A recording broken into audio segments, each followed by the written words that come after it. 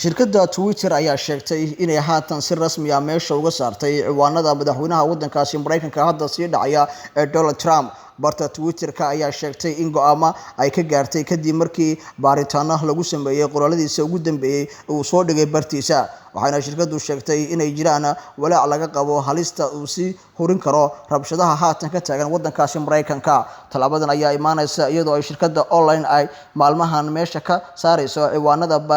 baahinaya ereyada kicinaya ama dhibaatada horseedi karta gaar ahaan taageerayaasha Trump. qaar ka mid ah sharci dejiyaasha Mareykanka iyo dadka caanka ah ayaa muddada ku baaqay in barta Twitter-ka gabi ahaanba meesha ay ka saartaan ciwaanka madaxweynaha dalka Mareykanka ee haatan talada ka sii dhacaya ee Donald Trump. marwadii hore ee Mareykanka Michelle Obama ayaa khamiistii barteeda Twitter-ka shirkadda kaga codsatay in la joojiyo qoraalada Trump ee dhaqan xumada ah ee sidoo kalena gabi ahaanba meesha laga saaro ciwaanada madaxweyne Trump. maxay tahay sababta Trump looga mamnuucay Twitter-ka? Arbacadii 12 saacadood ayay xirtay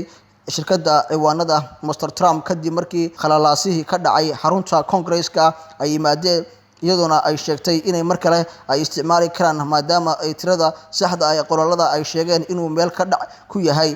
siyaasadda bartaasi. boqolaal taageerayaasha ah ayaa weerarka dhismaha Capitol iyadoona gudaha ay u galeen rabshadayaasha halkaasi kiciyay. Twitter-ka ayaa qoraal uu dhigay Trump ayaa waxa ay sheegtay in gabi ahaanba meesha ay ka saareen ciwaanada Donald Trump haddii uu balmarsaday shuruucda u dejisnaa ee shirkadda. balse qaybtan ayaa ugu muhiimsan warkii uu Trump ku soo saaray meel ka dhaca musuqmaasuq iyo sidoo kale shuruudaha Twitter-ka waxaana sababi doonaan buuri in gabi ahaanba laga mamnuuco akoonada real Donald Trump. siyaasadda ayaa sumcadda bulshada Twitter-ka ayaa leedahay oo ma isticmaali kartid buuri adeegsiga Twitter-ka kaasi oo faragelinaya doorashooyinka ama hanaanka kale ee arrimaha bulshada. qoraalkan Mr. Trump ee la xiriira eedaynta caddayn ee la hayo ee doorashada lagu hubinayo ayaa mid kuwa jabinaysa sharciga xaaladda gaar ah oo ka baxsan shuruudaha maxaa marka lagu xiri karaa akoonka Donald Trump. hagaha Twitter-ka ku leeyahay shuruudaha gaarka ah hogaamiyayaasha caalamka waxaa garwaaqsanabeen in wararka qaar ayagoo loo eegayo doona bulshada loona ogolaan karo dadka inay arkaan qoraalada ay ahayeen in xinaar shuruudaha Twitter-ka ee madax banaanida caalamka sidaas darteed ay qabaan. haatan waxaa xaaladda gaar ahaaneed ee ka kooban yihiin hal qaybood oo ka mid ah qoraalada ku saabsan danaha bulshada. qoraaladaas oo ay ka imaanayaan saraakiisha loo doorto iyo kuwa dowladda. BBC-da waxa ay la socotaa in Twitter-ku gudihiisa ay ka taganayeen doodo ballaaran oo aadan u gabi ahaanba la xiriirin akoonada Mr. Trump. balse madaxda shirkadda Checking Drones ayaa waxa ay ula muuqataa in iyada oo danaha bulshada la eegayo loo adaayo akoonkiisa iyadoona qoraalkaasi shuruudaha jibinaya lagu lamaaninayo fariimaha digniinta ah marka laga reebo in uu madaxweynuhu ku baaqay rabshado taasi oo ay hadda shirkaddu aaminsan tahay inay tahay arrin taagan cidna iskama indhootiri karto iyo saraakiilka sare oo loo soo xigto Twitter-ka. isku soo ururiyo Mr. Trump ayaa loo ogolaaday in uu si isticmaali karo Twitter-ka isagoo dhowr jeerna jebiyay shuruudaha sababtana waxa ay tahay inuu yahay madaxweynaha Mareykanka. balse iyadoo aysan si dhamaanayso awoodda iyo madaxweynimadiisa dadkaasi Mareykanka waxa ay sidoo kale ay soo afmeerayaan xasaanada ay ku leeyahay Twitter-ka. ereyadiisa fariimaha ugu soo gudbinayo baraha bulshada muddada sanad ah waxa ay gacan kaga geysteen wararkii Arbacadii lagu qaaday Capitol Hill maadaama ay dhawaan noqonayaan muwaadiniin caan ah waxaana fududaanaysa in la soo saaro go'aamo la xiriira akoonkaasi. Facebook ayaa isaguna hakiyay akoomada Mr. Trump 24 saacadood waxaana uu laga yaabaa inuu ka fikirayo xayiraadaha dheeraadka uu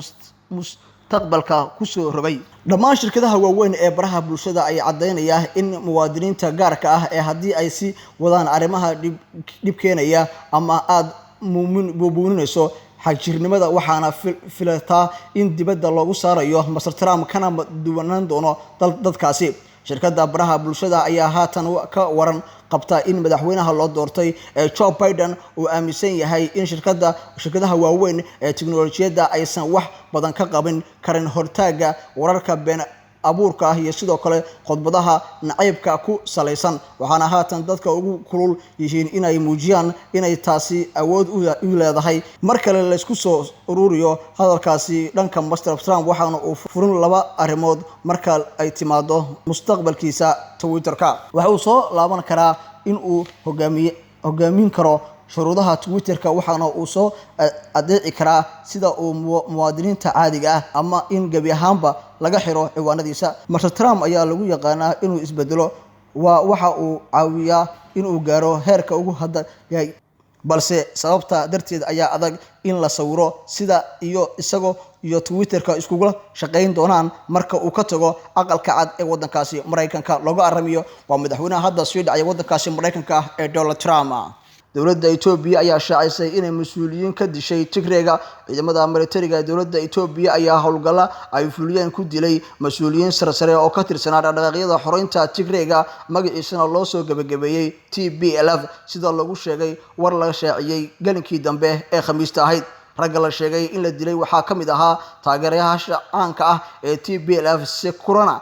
Getin waxaana ahaa madaxii hore ee laanta maaliyadda ee Tigreega Seria Ajeni Dom ayaa madaxa hore ee maamulka warbaahinta Itoobiya ayaa ahaa sidoo kalena lagu dilay howlgalladaasi ay taliska militariga federaalka ay sheegeen inay ku dileen bayaan uu soo saaray mas'uuliyiinta ugu sareysa waaxda ciidanka tirada badan ee General Tasvina Aylow ayaa ku sheegeen in ay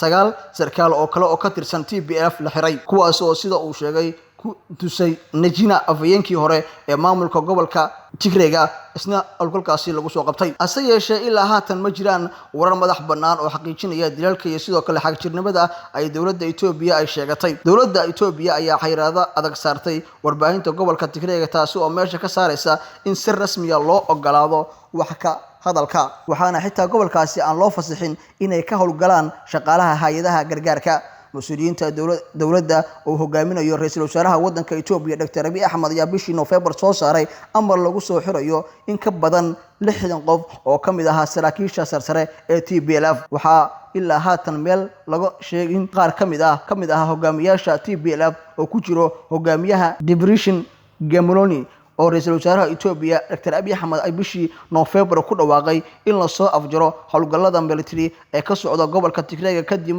markii ay ciidamada federaalka ay gacanta ku soo qabteen caasimadda gobolkaasi ee Maqalla warbaahinta ku hadasha afka dowladda ayaa xilligaasi sheegtay inay militariga dowladda federaalka Itoobiya ay dagaalkii dhowrkii isbuuc ka socday ku dileen 550 askari oo dagaalamayaasha ka tirsan TPLF kumanaan ruux oo ka barakacaya dagaalada ka socda gobolka waqooyi Itoobiya ku yaala ayaa gaaray dalka dariska ah Itoobiya ee Suudaan warkii caalamka aad kala socdeen telefishinka Kalsan oo soo jeedin aniga Xuseen Xasan Cadda waa naga inta